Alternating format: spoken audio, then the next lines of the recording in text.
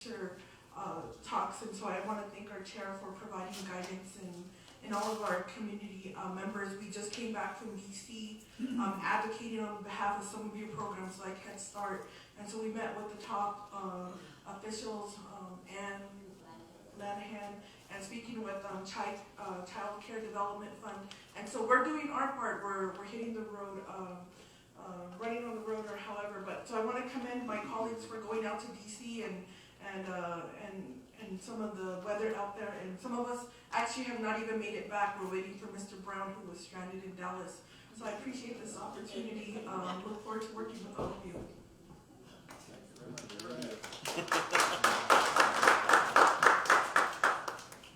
Okay, it's my turn. So I just want to say good morning to each one of you, Honorable Hale and the HEHSC members. My name is Eleanor Thomas. Anagani, Kobanga Shichin, Kiaani Zarmaiche, Sidnapiki or my Nellies. And we do have 7 staff within the Johnson O'Malley program. And I have one of them with me here, Ellis Benali. She's the senior education specialist. And so we have a total of 3 JOM accountants and 2 education specialists and 1 office specialist. And I'm pleased to be here to provide information on the Johnson O'Malley program. And Johnson O'Malley program is one of the smallest of the many federal program operated by the public school districts, and which they enroll Navajo students. And at least $100 per child is spent on the students. And you would think it's unlikely to make a difference in the quality of students' education with that little amount of money per students. And our goal, our purpose is pursuant to the Johnson O'Malley Act and the Navajo Nation education policies. The purpose of the Navajo Nation Johnson O'Malley program is to ensure that Indian children receive the adequate educational opportunities that would not otherwise be provided. And so I just want to kind of go over JOM program a little bit, and it's what it was back in 1934 and what it is today. And back in 1934, it was an act of 1934. It was to educate Indian children that are exempt from taxes that live on the reservation. Today, we still follow the Act of 1934, and we do operate under Public Law 93-638, Indian Self-Determination. And back then, they followed the 25 CFR, Codes of Federal Regulations. Today, we do still follow Codes of Federal Regulations. Back then, it was operational. They could pay for teachers and classrooms and books, but today we are supplemental. We usually tell our subcontractors, okay, back then it was open, today we're supplemental. And we're supplemental, and we also do our needs assessment. And we do, back then they just got number of students, but today we have to have eligible students that do have certificate of Indian blood on file. Back in 1995, our student, the BIA fixed our student count. They said, okay, you're going to be fixed at 51,802. So to this day, we do get funding on that fixed base student number.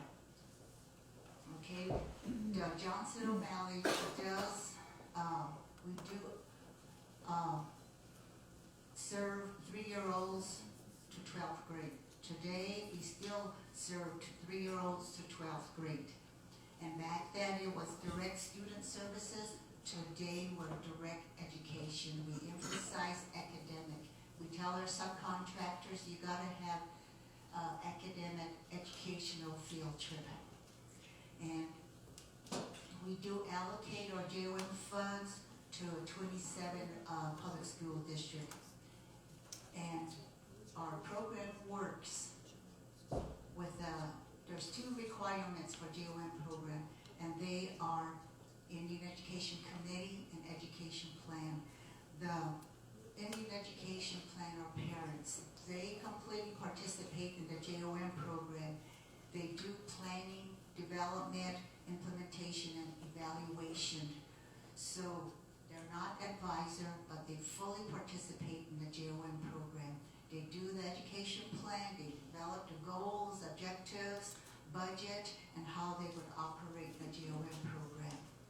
We do serve 50,000 Indian students, eligible Indian students, and we subcontract with 27 public school district. You know, our Navajo education leaders know that the special uniqueness or special feature of the Johnson O'Malley is that parents' involvement. They designed the program, they designed education plan, and they know how to supplement and enhance the entire school district's curriculum. And also the Navajo Nation funds these programs, and they know that Johnson O'Malley is a powerful tool. You know, so parents, they see that, so they do get in there and they do try to improve the educational opportunities of our Navajo students.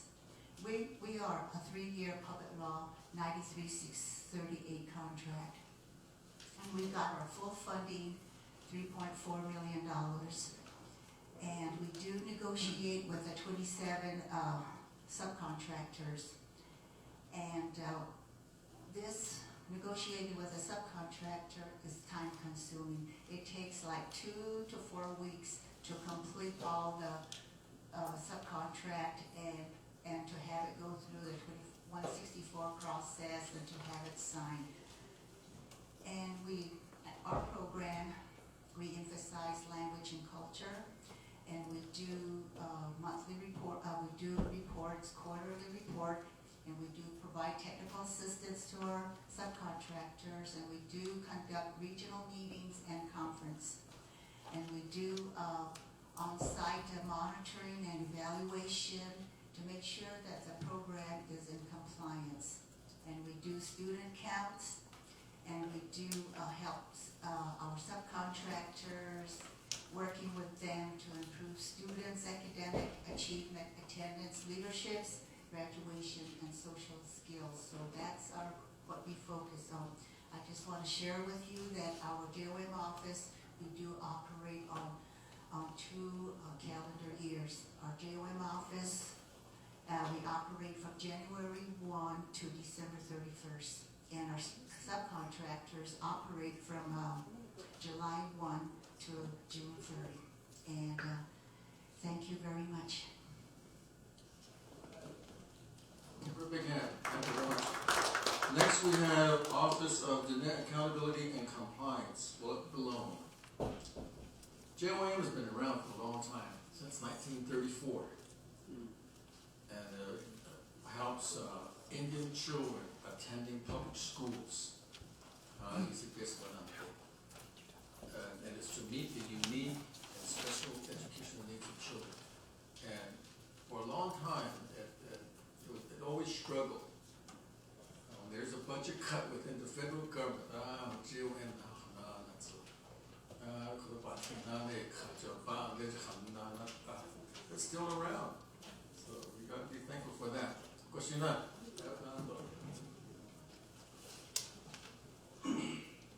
Good morning. Around this one's has okay. It's Mr. around that after she's after in situ. She might have named Stephen Nash. Hatchini was seen. She ate a man around the Kapari around the Tashi. The bus and the neck dance a city around the from the hill. I call what that in Hanoi. She Philip Maloney. I've been an actor. I'm getting to be a good actor. I've been an acting position for almost a year and a half now. I have been in the school business for over 42 years, from kindergarten all the way to Washington and back up here. And so I didn't want the program manager's job, but somehow it has been given to me, but it's been fun with me. Our job is to ensure compliance and accountability with Title X, all of those reauthorization compliance requirements. The grant schools that are, the BIE schools that have decided to become grant schools opt to go under the Navajo Nation as a grant school. So in that, with 100-297 specifically outlines certain requirements for grant schools to become grant schools. And those requirements are the conditions outlined in this applications include the overall 100-297 requirements, all of the Public Law 93-638 requirements, and in addition to that, Title X of the Navajo Nation, and some other requirements as mandated by the state. So we have just only touched the tip of an iceberg when we come down to compliance.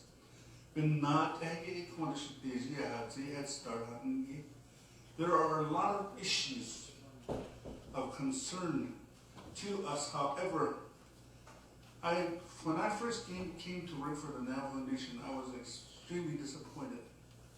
And I'm sorry to say that. But there are layers and layers. I mean, this a layer of different authorities. Here's the Education Committee. Here's the Board of Ed. Here's the Justice Department. Here's the President's Office. Here's the Board of Election. Here's the Ethics. And all of that.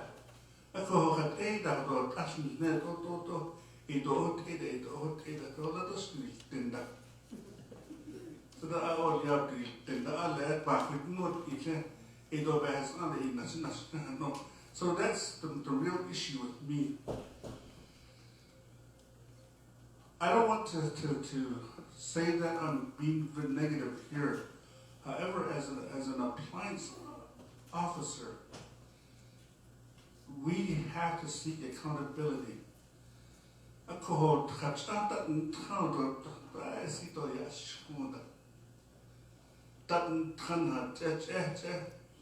best not just need to have since that have the gate master, Tionas of a church.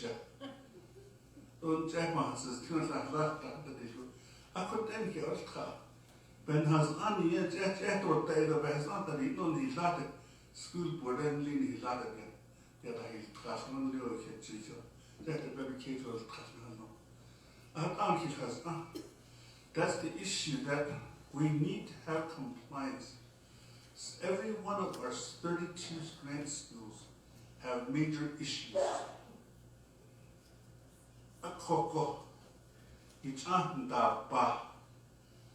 Let's stick to that